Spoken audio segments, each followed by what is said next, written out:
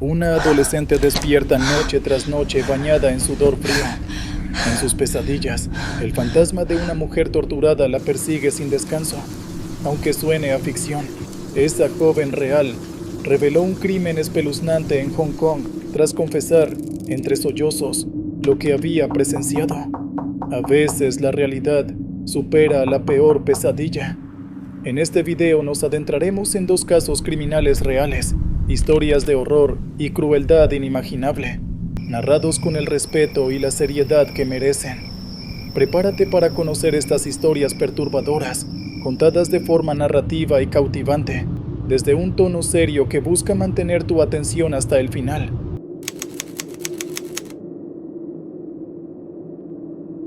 La vida de Junko Furuta, una joven de 17 años en Tokio, era bastante normal. Era una alumna destacada, tenía un trabajo de medio turno después de sus clases y aguardaba con ilusión su viaje de graduación. Pero el 25 de noviembre de 1988, su camino se cruzó con un grave peligro. Aquella noche, mientras volvía en bicicleta a casa, Junko fue interceptada por 4 jóvenes con presuntos vínculos problemáticos. Mediante engaños y amenazas, la privaron de su libertad y la llevaron a una casa ajena, dando inicio a una de las experiencias más desgarradoras registradas en Japón. Lo que siguió fueron 44 días de un sufrimiento indescriptible. Junko fue mantenida retenida en una habitación, donde los 4 jóvenes, Hiroshi Miyano, Yo Ogura, Nobuharu, Shinji, Minato y Yasushi Watanabe, la sometieron a graves abusos y agresiones constantes. Día tras día, la sometieron a humillaciones y maltrato físico diario, mientras ellos se jactaban de sus acciones. Pronto, la situación empeoró. Los captores permitieron que otros individuos con antecedentes similares participaran en los maltratos. Se estima que un número considerable de personas estuvo involucrada o tuvo conocimiento de los hechos a lo largo de esas 6 semanas, convirtiéndose en observadores pasivos de los abusos. Nadie acudió en su ayuda, ni siquiera los padres de uno de los captores, dueños de la casa donde ocurría todo, hicieron nada. Aparentemente por temor a represalias, guardaron un silencio que facilitó los hechos. Junko soportó un sufrimiento extremo.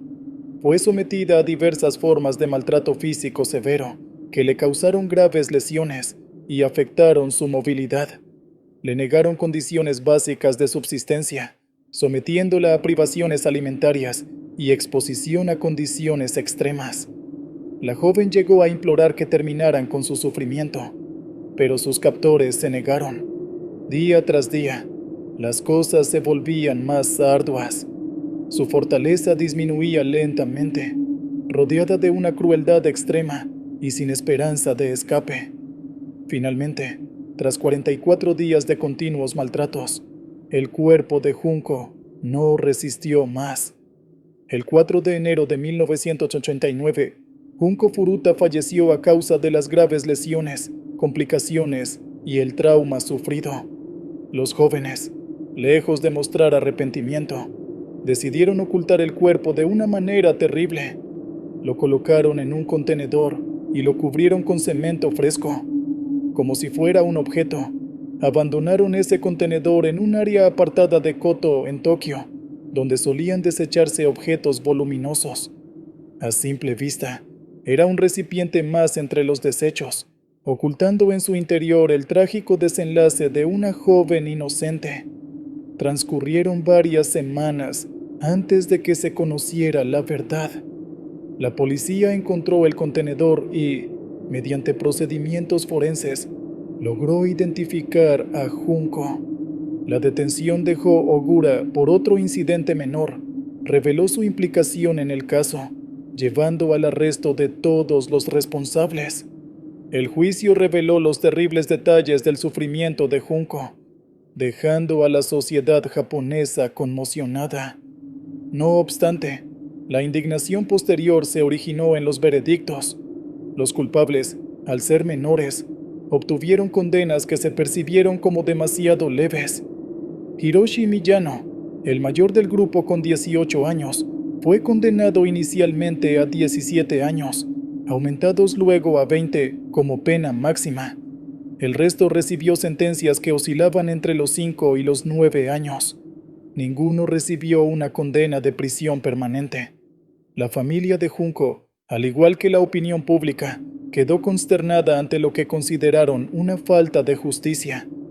¿Cómo era posible que tras un acto tan terrible, los culpables volvieran a la sociedad apenas unos años después? Sin embargo, el descontento subsiguiente tuvo su origen en las sentencias judiciales. Los que fueron declarados culpables, al no ser mayores de edad, recibieron castigos que parecieron ser demasiado suaves. El caso de Junko Furuta fue conocido por la prensa nipona como el caso de la joven del cemento, y hasta el día de hoy se le considera uno de los incidentes juveniles más impactantes de la historia de Japón. La memoria de Junko persiste como un llamado de atención sobre la deshumanización y la violencia que pueden surgir en individuos jóvenes.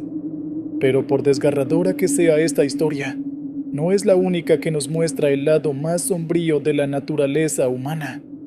Pocos casos de violencia juvenil alcanzan este nivel de gravedad.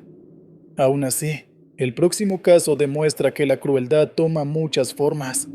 En Hong Kong, un inocente peluche de Hello Kitty se convirtió en el silencioso testigo de un trágico final.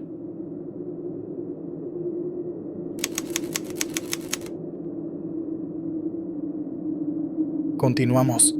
El caso Fan Man-yi, Hong Kong, 1999. En la primavera de 1999 en Hong Kong, una adolescente de 13 años, visiblemente perturbada, acudió a una comisaría. Relató que imágenes recurrentes y angustiantes de una mujer la atormentaban en sueños. Aunque los agentes inicialmente dudaron de su relato sobre visiones, la insistencia de la joven los llevó a escuchar una impactante confesión. Había presenciado un evento espantoso. Con mucha dificultad, la muchacha narró los severos abusos que vio y el terrible destino de la víctima. Su declaración guió a las autoridades al apartamento 31 de Granville Road, situado en el animado distrito de Tsim Sha Tsui. El horror que descubrieron allí excedía cualquier previsión. El epicentro de esta terrible vivencia fue un apartamento común, convertido por un mes en escenario de un calvario. Fan Man-yi, la víctima de 23 años, quien era madre y se sustentaba trabajando como mesera en un club, experimentó un giro desafortunado en su vida a causa de una deuda pendiente.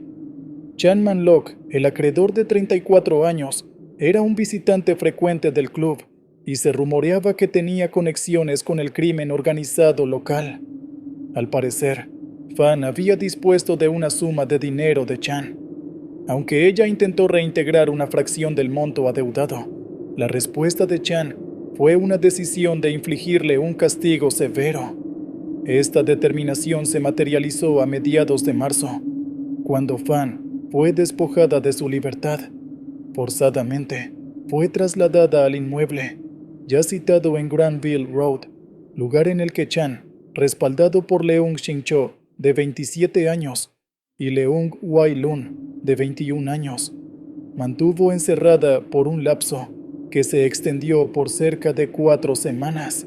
El calvario que Fan experimentó durante ese encierro desafía toda descripción. Diariamente, estos sujetos la sometían a maltratos físicos y vejaciones. Le ocasionaron serias quemaduras en la zona de los pies. Se vio expuesta a actos de crueldad física extrema que le provocaban un agudo sufrimiento. Durante periodos extensos, la suspendían y agredían físicamente. Utilizaban objetos contundentes para golpearla.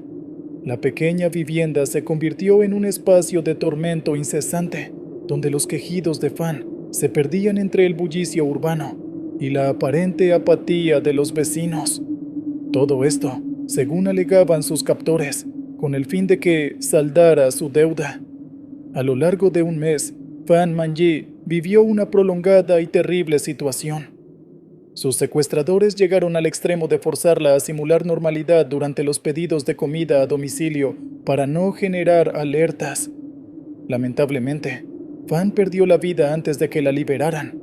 Tras semanas de agresiones ininterrumpidas, su organismo, ya muy debilitado, no pudo sobreponerse a las lesiones y colapsó. Se estima que su deceso ocurrió en abril de 1999, en la soledad de aquel espantoso confinamiento, mientras sus agresores persistían en los abusos. Para entonces, y como se determinó más tarde, Fan llevaba un tiempo prolongado sin vida antes de que los acontecimientos se conocieran. No obstante, la brutalidad no cesó con su muerte. Chan Man-lok y sus asociados optaron por un método aterrador para ocultar el cuerpo. En el mismo lugar, procedieron a manipular los restos de Fan. Se esforzaron por hacerlos desaparecer utilizando tácticas extremas, buscando complicar cualquier identificación y atenuar el olor. La mayor parte de lo que quedaba de Fan fue simplemente arrojada junto a los desechos domésticos. Sin embargo, decidieron quedarse con la cabeza de la víctima. Chan, en una acción perturbadora, optó por conservarla. El escondite. El interior de una gran muñeca de peluche de Hello Kitty, una figura infantil muy conocida, que se encontraba en el apartamento. Abrieron la costura de la muñeca, introdujeron el cráneo de Fan Man-yi y la volvieron a cerrar. Para alguien que no mirara con detenimiento, la sonriente Hello Kitty era solo un muñeco más, pero por dentro albergaba un horrendo secreto. Cuando los agentes policiales inspeccionaron el domicilio, alertados por la declaración de la joven de 13 años, quien resultó ser la pareja sentimental adolescente de uno de los implicados, el hallazgo fue sobrecogedor. No encontraron un cuerpo intacto, únicamente descubrieron 3 bolsas que contenían restos humanos en un avanzado estado de alteración, además de la célebre muñeca Hello Kitty, que tenía un peso inusual en su interior. Al examinar el peluche, encontraron el cráneo de Fan Man-yi. La escena era de un realismo terrorífico, digna de la peor pesadilla. Este suceso, que se popularizó como el caso Hello Kitty, sacudió profundamente a la sociedad de Hong Kong, una ciudad que se percibía como segura y con bajos índices delictivos. Durante el proceso judicial, a la fiscalía le fue imposible establecer con precisión la causa del fallecimiento de Fan, debido al estado en que se encontraban sus restos. A pesar de ello, las pruebas de los abusos extremos eran irrefutables. La joven pareja que delató los hechos se convirtió en una testigo fundamental. Ofreció un relato detallado de los terribles acontecimientos que había observado, admitiendo incluso haber participado en algunos maltratos por miedo. Gracias a su cooperación, los 3 individuos acusados, Chan Man-lok y sus 2 asociados, fueron encontrados culpables de homicidio y de otros delitos vinculados a la ocupación ilícita de la vivienda. Al emitir la condena, el juez Peter Nguyen manifestó con firmeza el impacto que el caso le había producido. Sus palabras hicieron eco en la sala y en la prensa. En años recientes, ningún tribunal en Hong Kong había sido testigo de tal nivel de crueldad, depravación, insensibilidad, brutalidad, violencia y perversidad. Esta fue la forma oficial de constatar que el crimen se contaba entre los más graves jamás vistos en la región. Los responsables fueron sentenciados a prisión de por vida, garantizando así que pasarían el resto de su existencia tras las rejas por sus acciones. Para la adolescente cuyo testimonio reveló la atrocidad, las pesadillas finalmente pudieron empezar a aliviarse. El sistema de justicia había actuado. Si bien nada podría restituir la vida de Fan Man-yi, la imagen de la muñeca Hello Kitty, albergando un cráneo, se incrustó en la memoria colectiva como un inquietante símbolo, dando pie incluso a producciones cinematográficas basadas en la historia real, y como una advertencia de que la maldad puede anidar en las apariencias más inocentes. Fan Man-yi encontró una forma de expresión póstuma a través de la conciencia de una joven. y su historia perdura como una lección sobre los abismos a los que puede llegar el ser humano. Fan perdió la vida a manos de individuos despiadados. Pero, ¿qué sucede cuando la amenaza convive contigo y comparte tu propio espacio? La siguiente historia nos traslada a Australia, donde una mujer convirtió el ámbito doméstico en el teatro de un horror inimaginable que involucraba actos de canibalismo.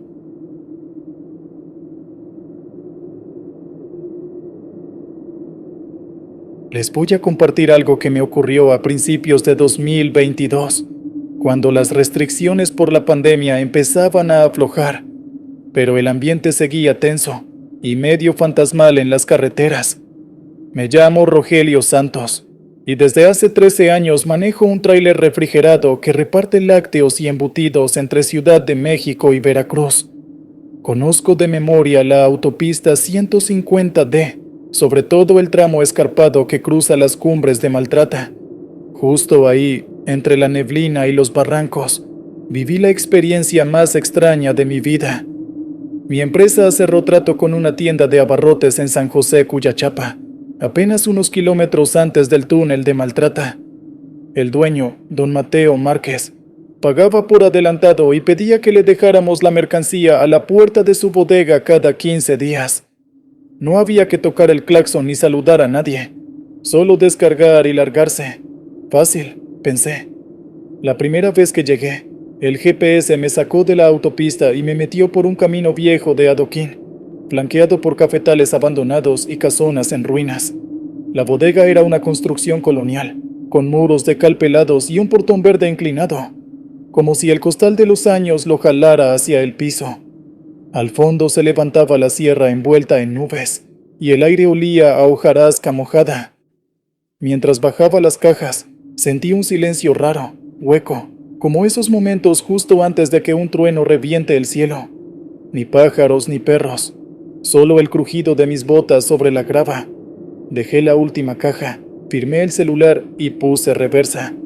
Entonces, en el espejo retrovisor, descubrí algo que me hizo erizar la piel. Detrás de un ventanal polvoso, una mujer joven de cabello larguísimo me observaba. Llevaba un suéter rojo demasiado grande, y sus manos, pálidas, estaban pegadas al cristal como si intentara absorber calor. No hizo gesto alguno, solo me siguió con los ojos hasta que desaparecí tras la curva. Me encogí de hombros. Tal vez era la hija del dueño, pensé, y seguí ruta a Córdoba. Igual, aquella mirada se quedó taladrándome la nuca toda la tarde. 15 días después volví. Al doblar hacia la bodega me cayó un presentimiento helado. El camino lucía idéntico, pero algo, no sé qué, pesaba en el aire. Descargué sin problemas, aunque el portón estaba entreabierto, y desde la penumbra interior exhalaba un olor a madera húmeda mezclado con alcohol isopropílico, como el pasillo de un viejo hospital. Cuando iba a trepar a la cabina, oí un golpecito sobre vidrio. Giré.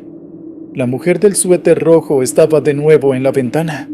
Esta vez su cara estaba aún más pálida, los labios morados, los ojos hundidos.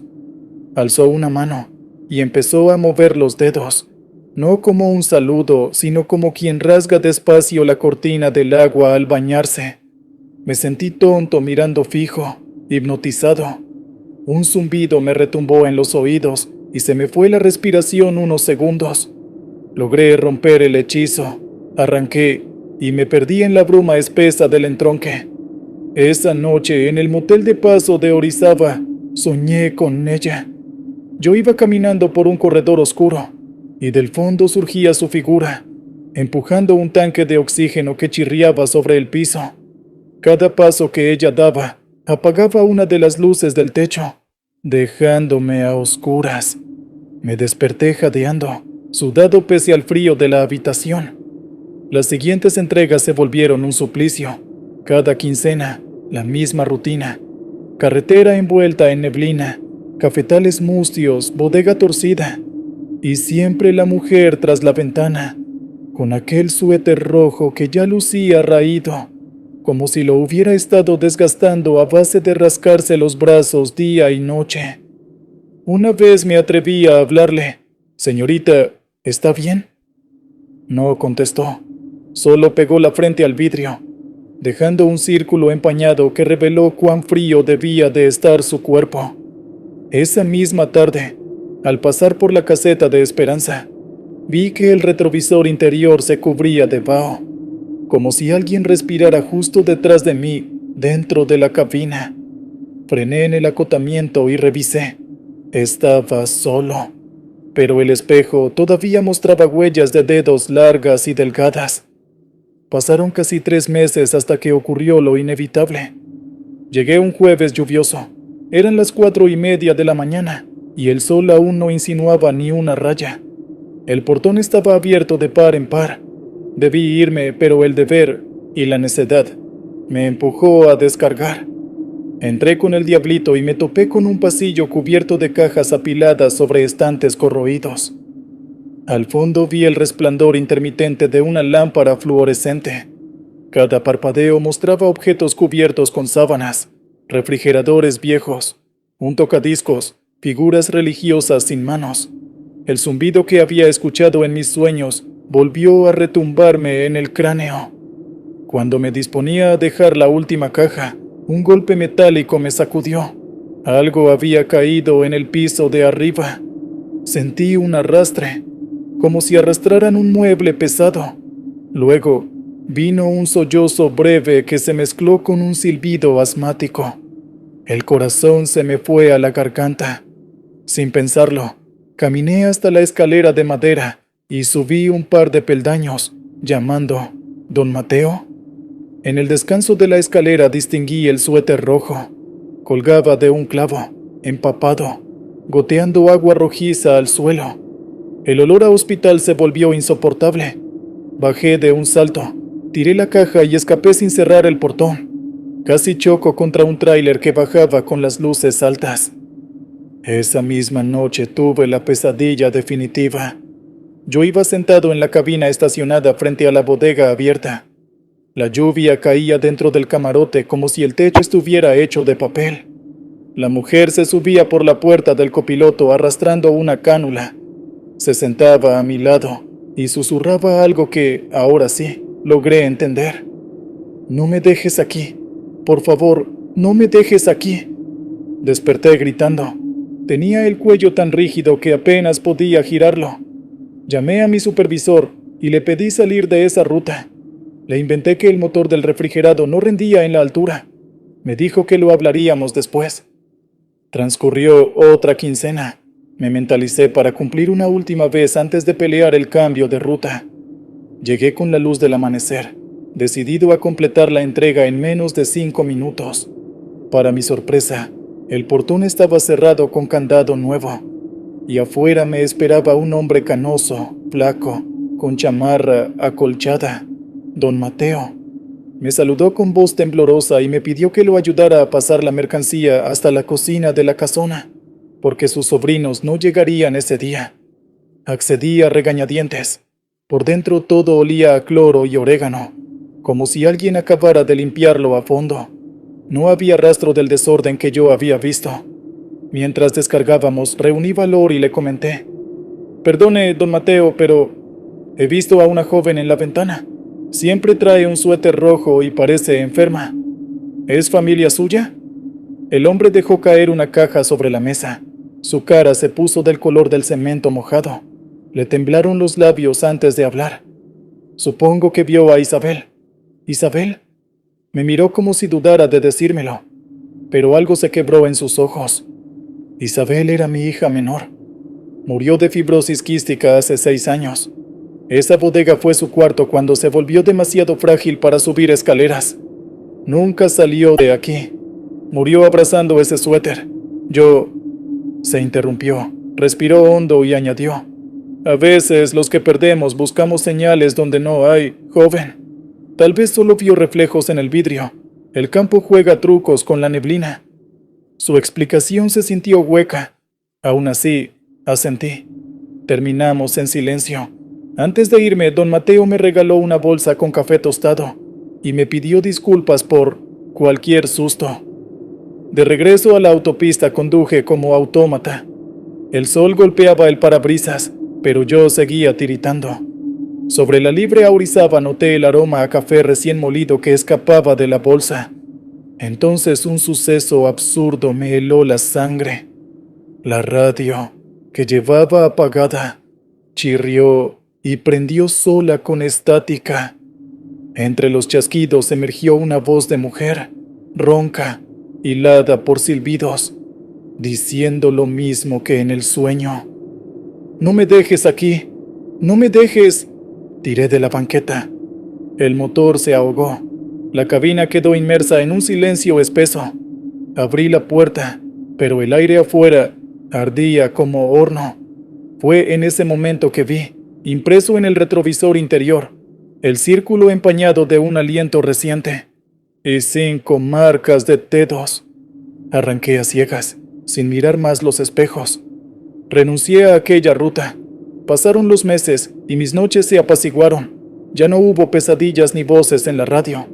Sin embargo, cada vez que cruzo las cumbres de Maltrata para otras entregas, bajo 1 kilo de cambio en el asiento por si mi tráiler falla, igual que quien deja una ofrenda. A veces, al tragar la última curva, creo ver una silueta delgada con suéter rojo, parada entre los cafetos secos, mirando pasar los camiones.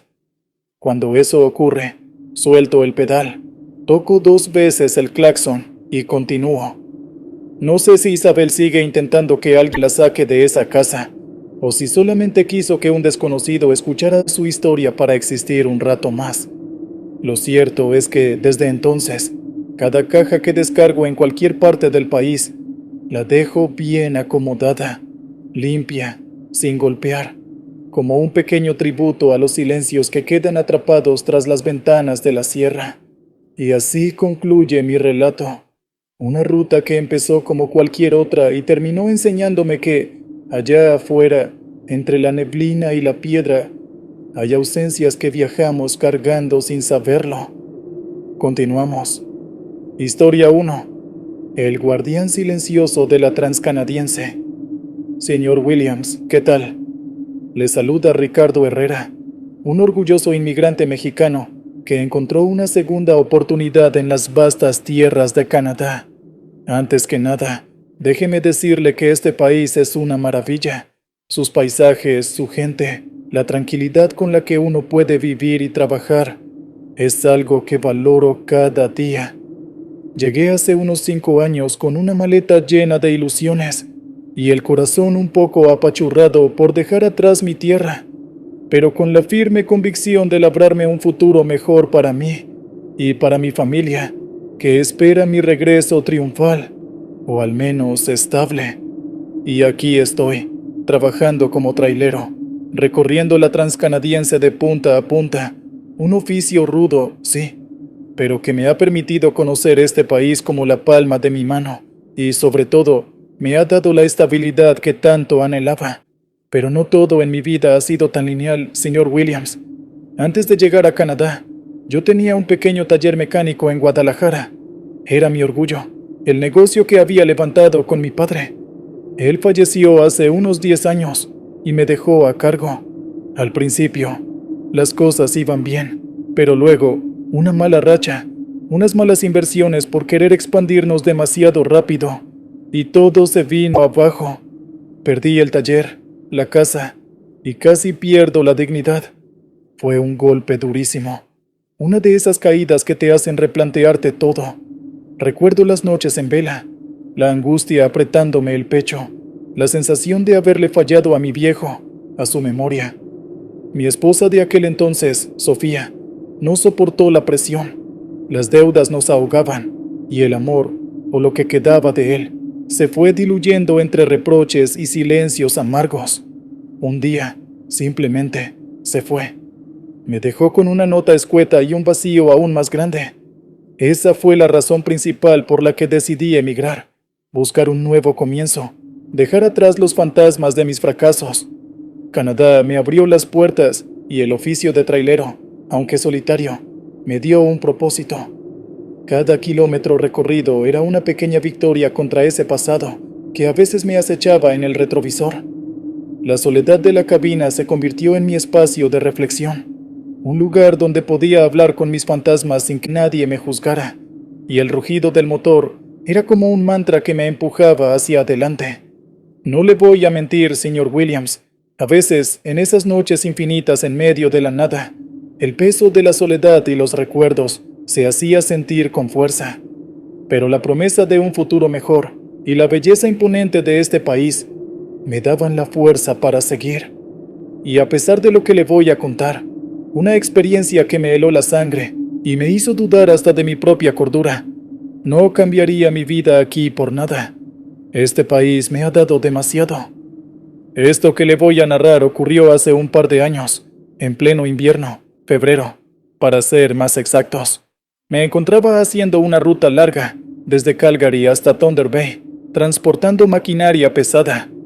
El invierno canadiense, señor Williams, es algo serio. La nieve caía sin tregua, convirtiendo la carretera en una pista de hielo. Las temperaturas descendían a niveles inhumanos, y el viento aullaba como un alma en pena. Llevaba ya varias horas conduciendo.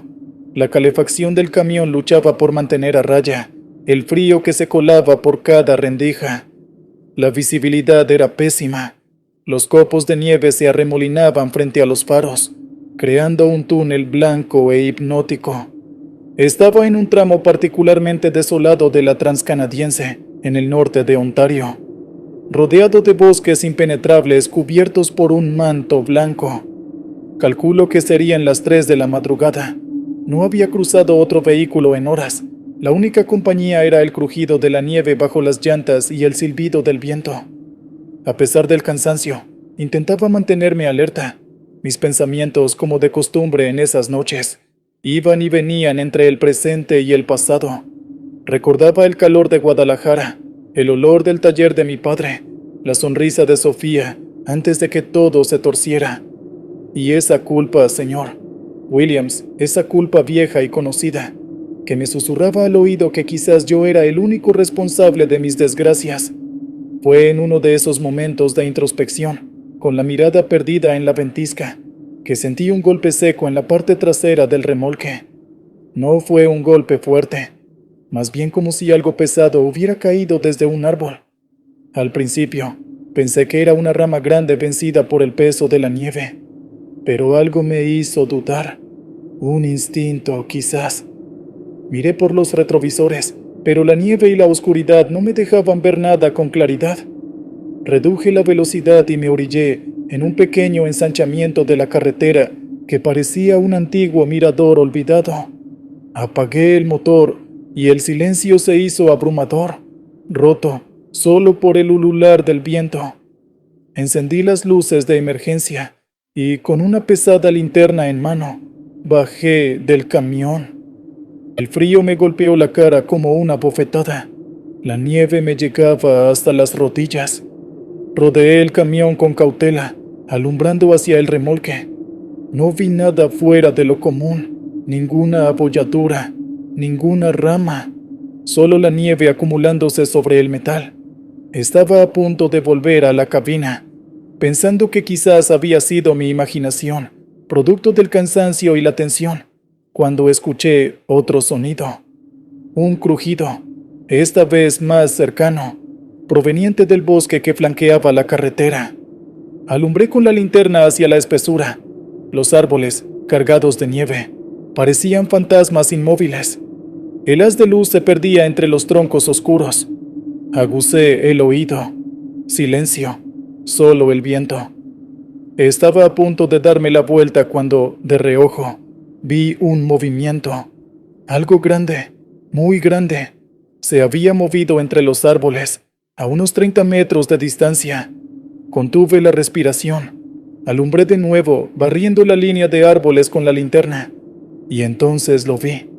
O, mejor dicho, vi sus ojos, 2 puntos brillantes, de un color ambarino, que me observaban desde la oscuridad.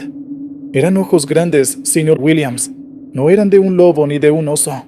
Eran diferentes. Había una inteligencia en ellos, una curiosidad fría que me heló la sangre. Me quedé inmóvil, la linterna temblando en mi mano. La figura, fuera lo que fuese, no se movía. Solo esos ojos fijos en mí. Podía sentir el latido de mi corazón retumbando en mis oídos. Pasaron unos segundos que parecieron una eternidad. Luego, la figura dio un paso hacia adelante, saliendo parcialmente de la sombra de los árboles. Era enorme, señor Williams. Debía medir más de 2,5 metros, quizás 3. Estaba cubierto de un pelaje oscuro, casi negro, que se confundía con las sombras del bosque. Su cuerpo era macizo, con hombros anchos y brazos largos y poderosos que colgaban a los lados. No pude distinguir bien su rostro, pero tuve la impresión de que era más simiesco que humano, con un hocico prominente y una frente abultada. Y esos ojos ambarinos, que no dejaban de mirarme con una intensidad perturbadora. No emitía ningún sonido, solo estaba ahí, observándome, como si estuviera evaluándome.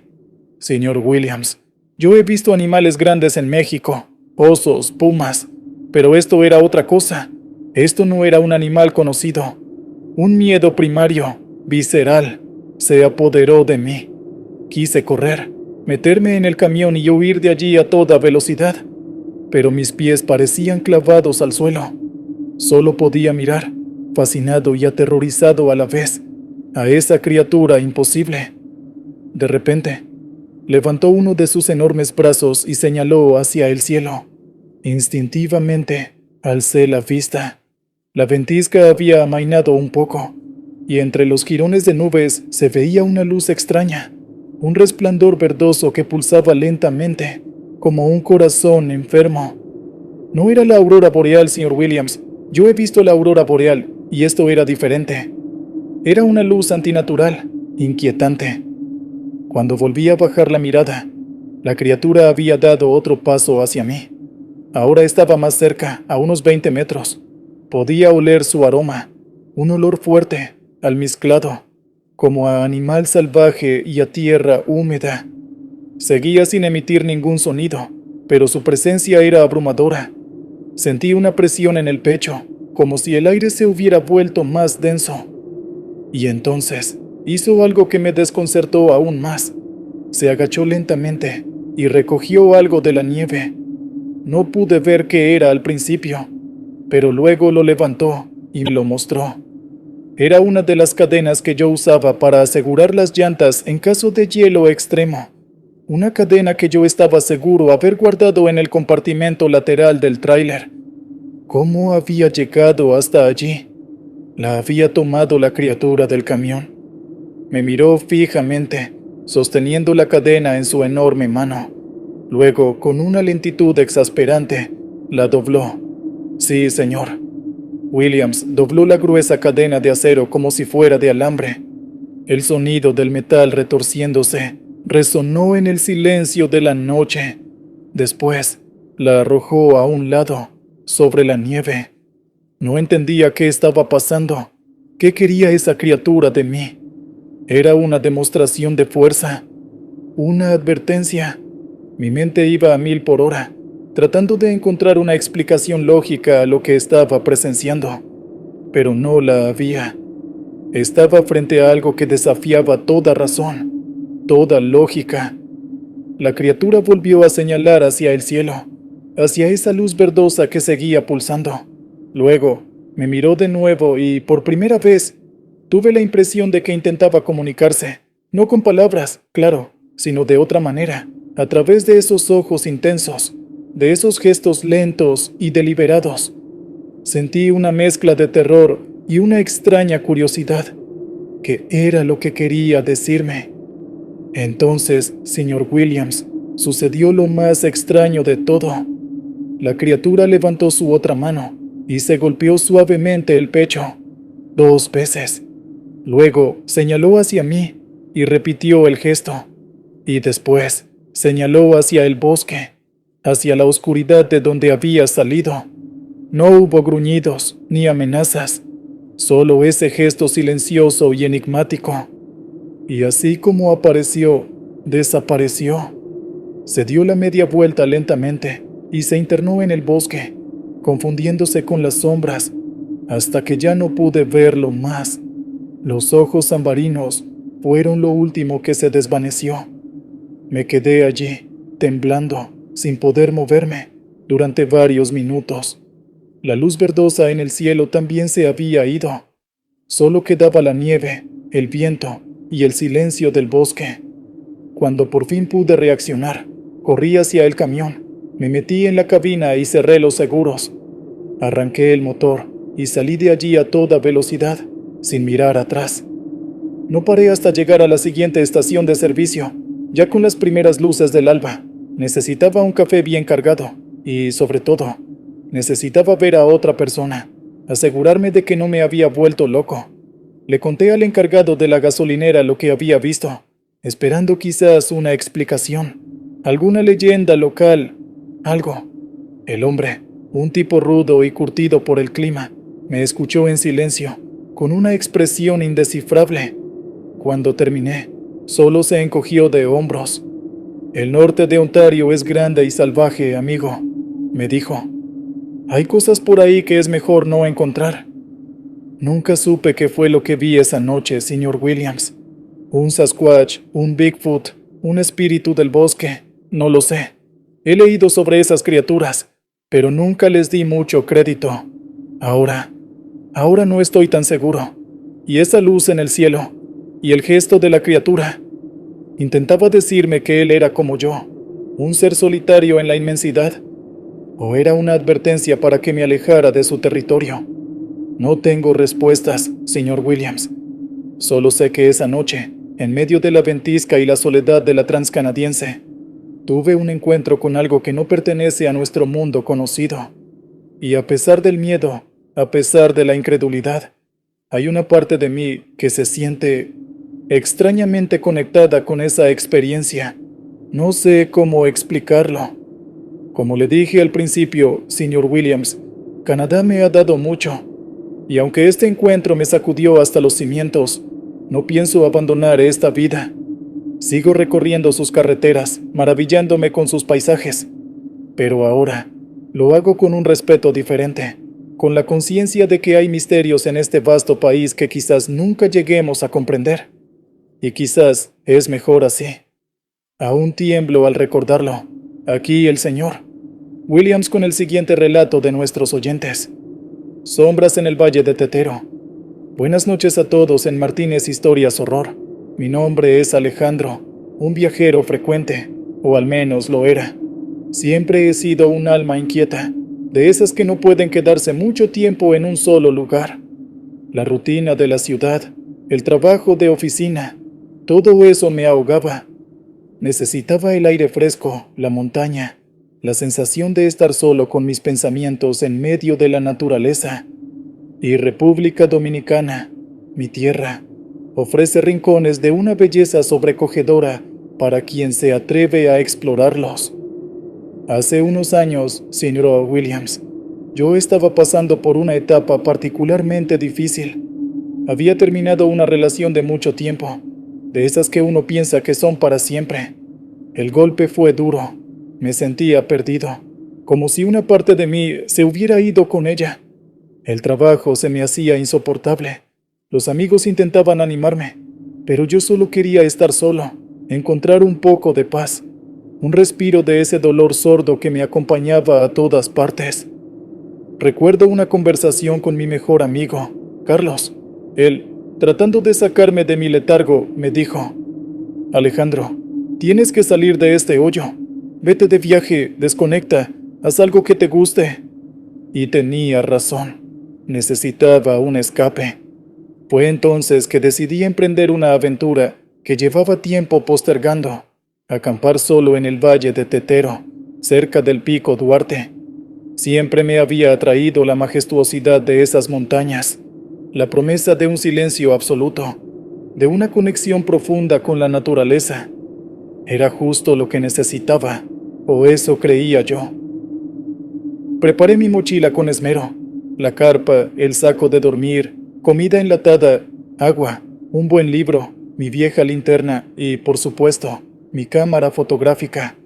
Porque soy aficionado a capturar paisajes, la idea era pasar 3 días allí arriba, desconectado del mundo, solo yo y la montaña. El viaje hasta la entrada del Parque Nacional fue largo, pero la anticipación me mantenía animado. Dejé mi vehículo en Jarabacoa y contraté un guía local con una mula para que me llevara parte del equipo hasta la Ciénaga, el último punto accesible antes de emprender la caminata en serio. Desde allí, me despedí del guía y comencé el ascenso. El primer día fue agotador pero gratificante. El aire era puro, el paisaje imponente. Las vistas del valle eran espectaculares, señor Williams. El sol se ponía tiñendo las nubes de naranja y púrpura. Me sentía pequeño ante tanta grandeza, y por primera vez en mucho tiempo, el dolor de mi corazón pareció aliviarse un poco. Acampé esa noche cerca de un arroyo. El sonido del agua corriendo era como una canción de cuna.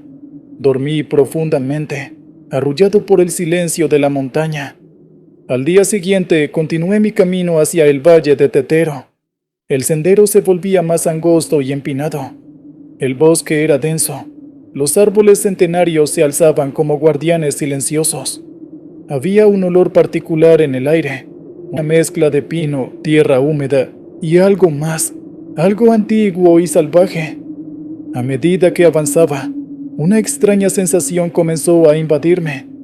No era miedo exactamente, más bien una inquietud, como si estuviera siendo observado. Me detenía a menudo, escudriñando entre los árboles, pero no veía nada más que la espesura del bosque. Lo atribuí a la soledad, a la sugestión. Después de todo, estaba completamente solo en un lugar remoto. Llegué al valle de Tetero al atardecer. Es un lugar mágico, señor Williams. Una amplia planicie rodeada de picos imponentes. El silencio aquí era aún más profundo, casi palpable.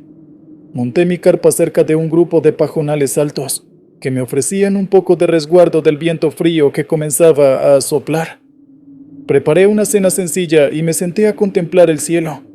Las estrellas aquí brillaban con una intensidad increíble, millones de puntos luminosos en la inmensidad oscura. Me sentía en paz, lejos de todo, lejos del dolor. Esa noche, sin embargo, la sensación de ser observado regresó, más intensa que antes.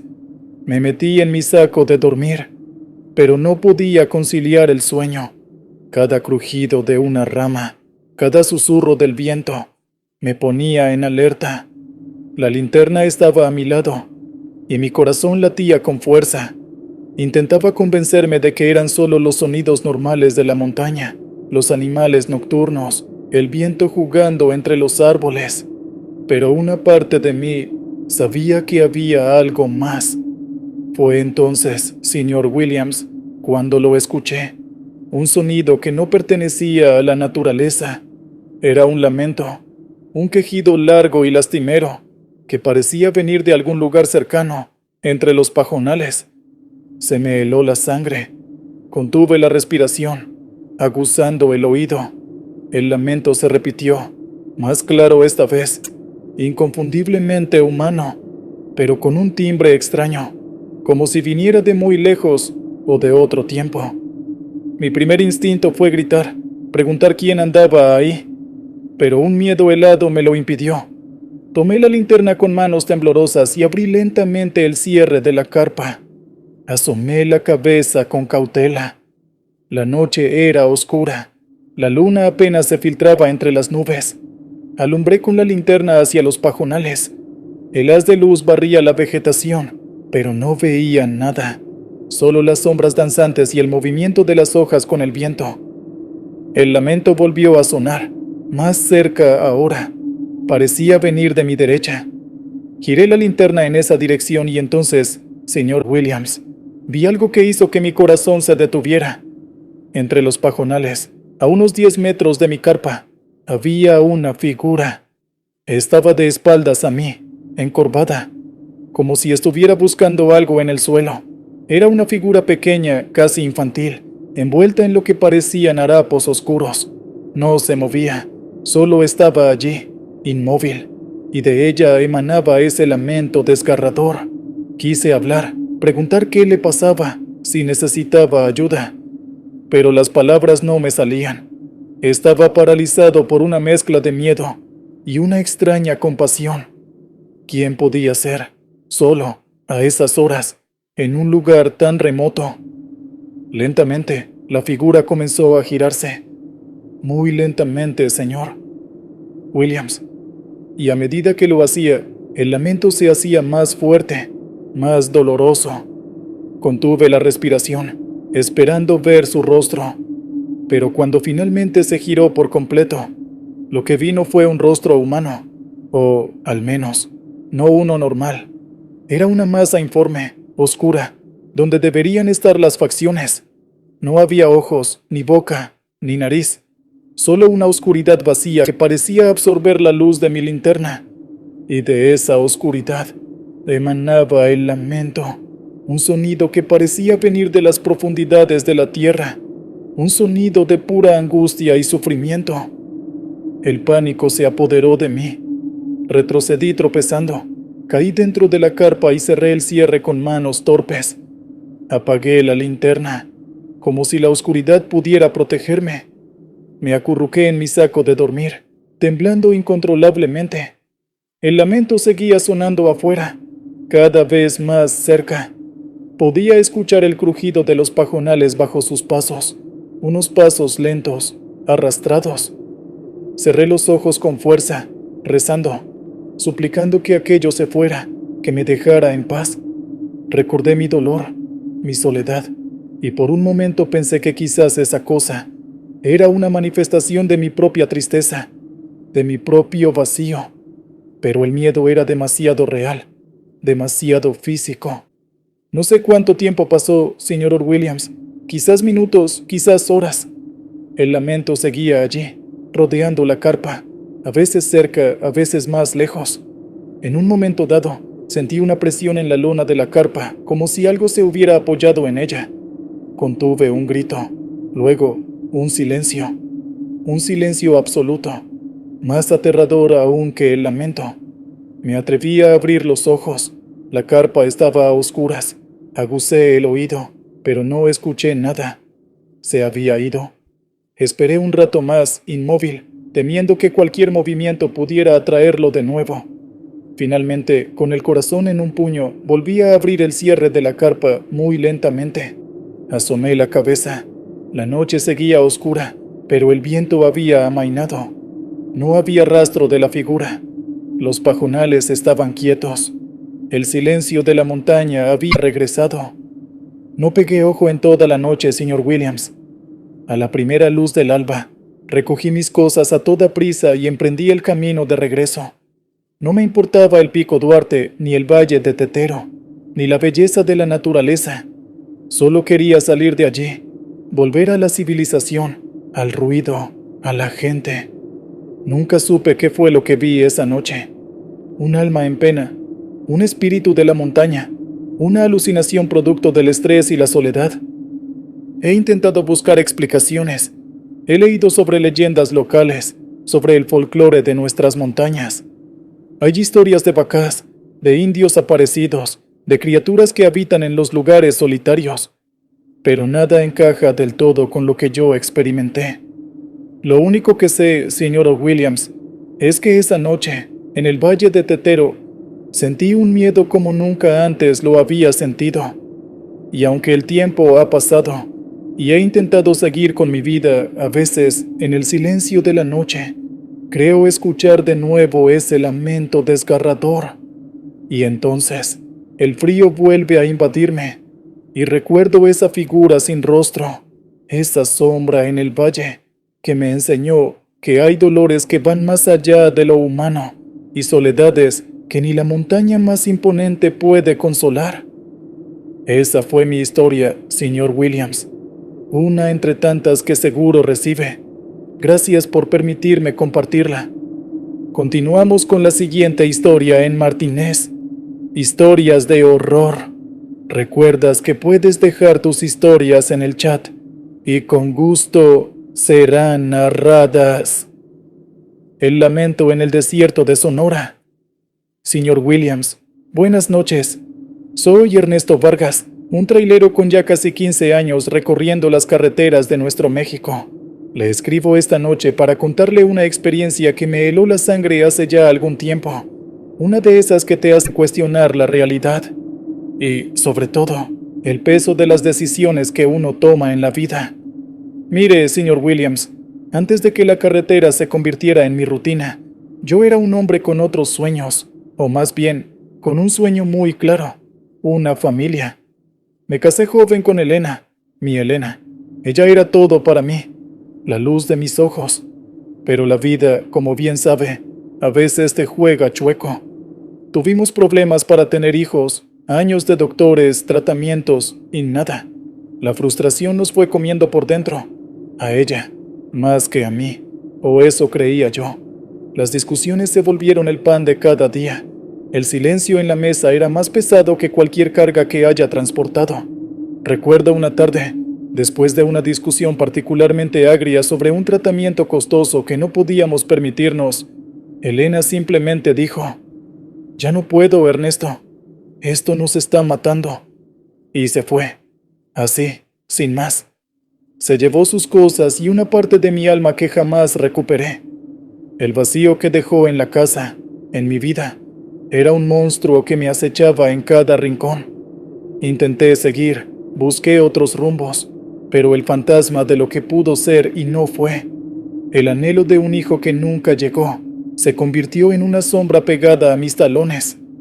Fue entonces que me aferré al volante de mi tráiler, buscando en la monotonía de la carretera un escape a ese dolor que me consumía.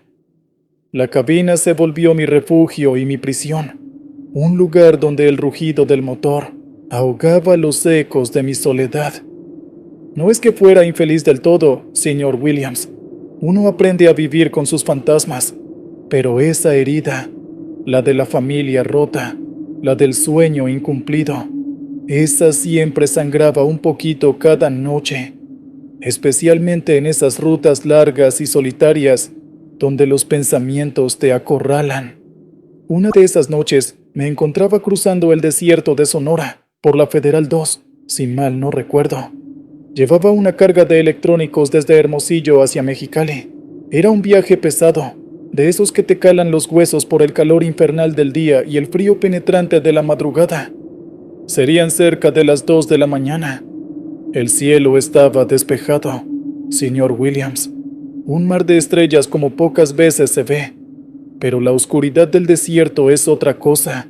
Es una oscuridad que se siente viva, que te observa.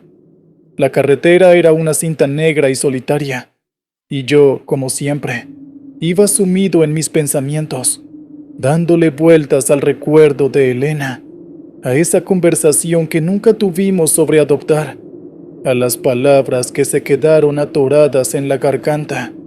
La fatiga comenzaba a hacer mella, los párpados me pesaban una tonelada. El aire dentro de la cabina era denso, olía a diésel, a café rancio y a esa soledad particular del desierto. El motor del Kenworth T680 rugía constante, un sonido que normalmente me arrullaba, pero esa noche tenía un matiz distinto, como si estuviera advirtiéndome algo. De repente, a lo lejos, divisé unas luces.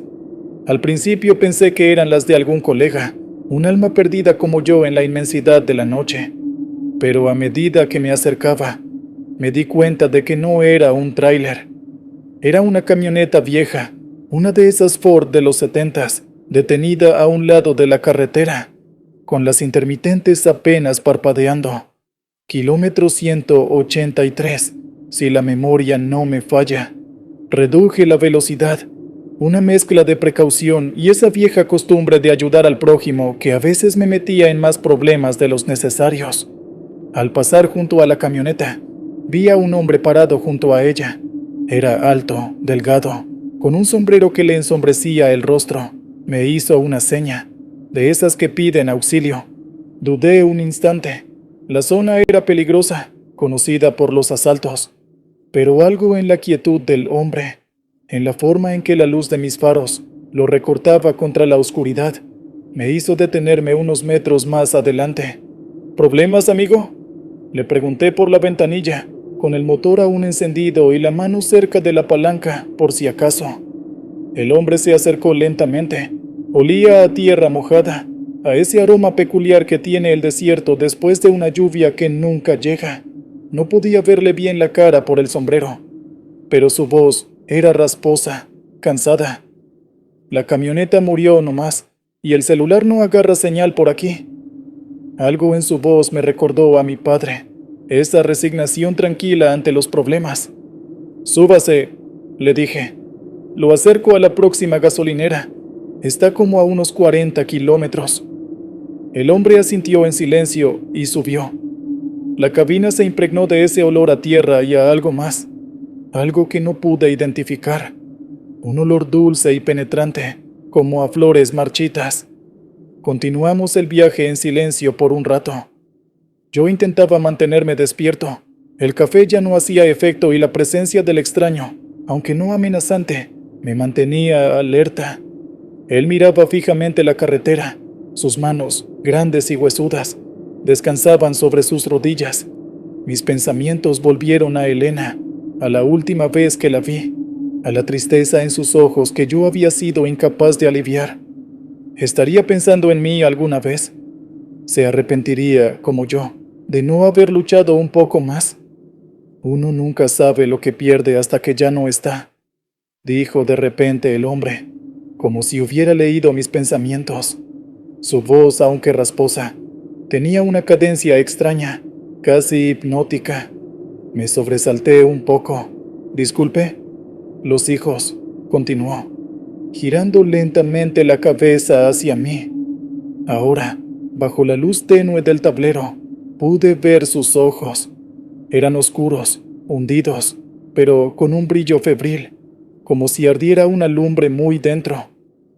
Uno los espera, los sueña, y a veces se los lleva el desierto. Un escalofrío me recorrió la espalda.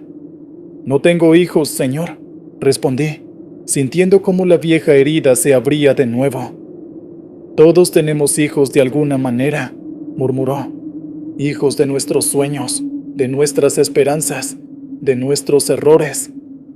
El silencio volvió a caer, más pesado esta vez. El olor a flores marchitas se hizo más intenso. Comencé a sentir una opresión en el pecho, una angustia que no era solo mía, sino que parecía emanar del hombre a mi lado. La carretera se volvía más oscura. Las estrellas parecían haberse apagado. Las luces del tráiler comenzaron a parpadear intermitentemente, algo que nunca había pasado. Revisé los indicadores. Todo parecía normal, pero la electricidad fallaba. Sentí una gota de sudor frío recorrer mi sien. Era el cansancio, el estrés acumulado, o algo más. La presencia del hombre se sentía ahora diferente, más densa, casi sofocante. De pronto, el motor del tráiler tosió un par de veces y se apagó. Quedamos en completa oscuridad, señor Williams, una oscuridad que lo devoraba todo. El silencio era absoluto, roto solo por mi respiración agitada. «¿Qué demonios?», intenté decir, pero la voz se me quebró. El hombre a mi lado no se movió. Seguía mirando al frente, pero ahora supe, con una certeza helada, que no miraba la carretera, sino algo más allá, algo que yo no podía ver. «A veces», susurró, y su voz pareció venir de muy lejos. «El desierto reclama lo que es suyo, y pide un peaje por los que se llevó». Entonces, señor Williams, lo vi, o más bien, lo sentí. Un frío antinatural llenó la cabina, un frío que calaba hasta los huesos, y ese olor a flores marchitas se mezcló con otro, un hedor dulzón y nauseabundo, el olor inconfundible de la descomposición. Miré al hombre, y a la poca luz que entraba de algún lucero perdido, su rostro pareció transformarse. Su piel se veía traslúcida, sus ojos eran cuencas vacías que me miraban desde una oscuridad insondable. Quise gritar, quise moverme, pero estaba paralizado, clavado al asiento por un terror que nunca antes había experimentado. A través del parabrisas, en medio de la negrura del desierto, apareció una figura. Era pequeña, como la de un niño, caminando lentamente hacia el tráiler. No podía distinguir sus facciones, solo su silueta frágil avanzando con una lentitud exasperante, y detrás de esa figura, otra y otra más. Eran niños, señor Williams, decenas de niños fantasmales que emergían de la nada, rodeando el tráiler en un silencio sepulcral. No emitían sonido alguno, solo avanzaban, sus pequeñas manos extendidas hacia nosotros. «Son ellos», musitó el hombre, o lo que quedaba de él, porque su forma se desvanecía, volviéndose etérea, casi transparente. «Los que el desierto se llevó. Vienen a buscar compañía». El pánico me sacudió por completo. Giré la llave con desesperación, 1, 2, 3 veces. El motor no respondía. Los niños estaban cada vez más cerca. Podía sentir su presencia fría, su tristeza infinita. Uno de ellos, una niñita con un vestido blanco hecho jirones, llegó hasta mi ventanilla. Levantó su carita, y en lugar de ojos, solo había 2 pozos oscuros que reflejaban mi propio terror. No lloraba, no gritaba, solo me miraba con una pena que partía el alma. Cerré los ojos con fuerza, esperando lo peor. Recé, señor Williams, recé como nunca lo había hecho, a todos los santos, a la Virgen, a Dios mismo. Recordé a Elena, y en ese momento, el dolor de su ausencia fue reemplazado por un miedo visceral, el miedo a no volver a ver la luz del día. Cuando volví a abrir los ojos, el hombre a mi lado había desaparecido. Solo quedaba ese olor dulzón y penetrante. Las luces del tráiler parpadearon y, milagrosamente, el motor arrancó con un rugido. No lo pensé 2 veces. Metí primera y pisé el acelerador a fondo. El tráiler se sacudió y avanzó, atravesando el círculo de niños espectrales. No los atropellé, señor Williams. Simplemente los atravesé como si fueran niebla, como si no fueran más que un mal sueño. Conduje como un loco, sin mirar atrás, hasta que los primeros rayos del sol comenzaron a teñir el horizonte. No paré hasta llegar a la estación de policía de la siguiente ciudad. Les conté lo que había visto, o lo que creía haber visto. Me miraron con una mezcla de lástima y escepticismo. Dijeron que el desierto de Sonora era conocido por sus leyendas, por los espejismos y las historias de viajeros perdidos. Atribuyeron mi experiencia a la fatiga, al estrés, a la soledad de la ruta. Quizás tenían razón, señor Williams. Quizás todo fue producto de mi mente agotada y de mi corazón herido. Pero hay algo que no les conté a los policías. Cuando llegué a Mexicali y descargué la mercancía, al limpiar la cabina, encontré algo en el asiento del copiloto. Era una pequeña flor del desierto, completamente seca, marchita, pero que aún conservaba un leve y dulce aroma, y junto a ella, una pequeña huella de mano, como la de un niño, impresa en el polvo del tablero. Desde esa noche, señor Williams, ya no soy el mismo. Sigo recorriendo las carreteras, pero ahora escucho con más atención los susurros del desierto. Y a veces, cuando la noche es particularmente oscura y las estrellas brillan con esa intensidad fría, creo ver a lo lejos pequeñas figuras caminando en silencio. Ya no me detengo, solo rezo y sigo conduciendo, llevando conmigo el recuerdo de ese lamento en el desierto de Sonora y la certeza de que hay dolores tan profundos que ni la muerte puede acallar. Esa fue mi experiencia, señor Williams. Espero sirva para su programa. Ahora continuamos con más. Reflejos rotos en la Federal 15D. Hola, señor Williams. Soy Javier Miranda, un exmilitar que ahora se dedica a la seguridad privada, principalmente escoltando cargas valiosas por las carreteras de México y, ocasionalmente, cruzando al otro lado. Le sigo desde hace tiempo en YouTube y, aunque no soy de contar mis cosas, hay una vivencia que me persigue y que quizás a su audiencia le interese. Verá, antes de dedicarme a esto, serví en el ejército por más de 10 años. Vi cosas duras, situaciones límite que te marcan el alma. Una de esas situaciones, una decisión que tomé en cumplimiento del deber. Me dejó una cicatriz profunda, una culpa que, como fantasma, se aparecía en mis noches de insomnio. No entraré en detalles, señor Williams. Solo diré que involucró fuego, gritos y la sensación de haber fallado en proteger a alguien que debía. Esa culpa era mi copiloto silencioso en muchos viajes, una sombra en el rabillo del ojo. Intentaba ahogarla con trabajo, con la adrenalina de la carretera, pero siempre volvía, especialmente en esas largas rectas donde la mente tiene demasiado espacio para vagar. Hace unos 3 años, me asignaron un traslado de equipo electrónico de alta gama desde Guadalajara hasta Nogales, por la Federal 15D. Un viaje rutinario, en apariencia. La carga iba en un camión blindado, y yo iba como jefe de escolta en una camioneta Suburban negra, acompañado por 2 compañeros más, Morales y Gutiérrez, buenos muchachos, aunque un poco habladores para mi gusto. La noche nos agarró pasando por Sinaloa, una zona que, como usted sabe, tiene su propia reputación. La tensión era palpable, aunque intentábamos disimularla con bromas y café cargado. El clima era espeso, húmedo, con una niebla baja que se pegaba al asfalto como un sudario. El tipo de noche donde la imaginación se desboca. Íbamos en caravana, el camión blindado en medio, nosotros adelante y otro vehículo de escolta detrás. Todo transcurría con normalidad. El zumbido de los neumáticos sobre el pavimento mojado era casi hipnótico. Yo iba al volante, luchando contra el cansancio y esos pensamientos oscuros que la niebla parecía alimentar. Morales roncaba suavemente a mi lado, y Gutiérrez, en el asiento trasero, jugaba con su teléfono. De vez en cuando, intercambiaba algún comentario por radio con el otro vehículo de escolta, más para romper la monotonía que por necesidad.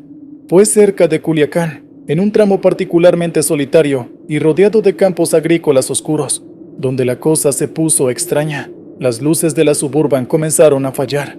Primero un parpadeo leve, luego más intenso, hasta que finalmente se apagaron por completo, sumiéndonos en una oscuridad casi total, rota solo por los faros del camión que venía detrás y que, por la radio, nos informó que también estaban experimentando problemas eléctricos. Logré orillar la camioneta con dificultad, sintiendo esa punzada de adrenalina que te avisa que algo no va bien. El vehículo de escolta trasero también se detuvo unos metros detrás. ¿Qué demonios pasa?, preguntó Morales, despertándose sobresaltado. Falla eléctrica masiva, respondí, intentando mantener la calma, aunque un sudor frío me recorría la espalda. Gutiérrez, revisa los fusibles. Morales, mantente alerta. Bajamos de la camioneta. La niebla era más densa aquí, señor Williams. Te envolvía, te ahogaba. Olía a tierra mojada, a cultivo y a algo más. Un olor metálico, como a sangre vieja. El silencio era opresivo, innatural. Ni un grillo, ni el ladrido lejano de un perro. Solo el sonido de nuestra propia respiración y el goteo de la condensación desde los árboles cercanos. La culpa, esa vieja conocida, comenzó a susurrarme al oído, recordándome aquella noche de fuego y gritos. Sacudí la cabeza, intentando concentrarme. Gutiérrez trasteaba en la caja de fusibles con su linterna, murmurando maldiciones. Morales recorría el perímetro de la camioneta, con la mano en su arma. Yo intentaba comunicarme por radio con el camión y con la base, pero solo obtenía estática, un ruido blanco que erizaba la piel. De repente, Morales se quedó quieto. «Jefe», dijo en voz baja, «¿está viendo eso?» Dirigí mi linterna en la dirección que señalaba. A unos 50 metros, al borde de la carretera, junto a un sembradío de maíz, había una figura. Era alta y delgada, envuelta en lo que parecía una manta oscura. Estaba inmóvil, observándonos. No podía distinguir ningún rasgo, solo su silueta recortada contra la niebla luminiscente que reflejaba la poca luz ambiental.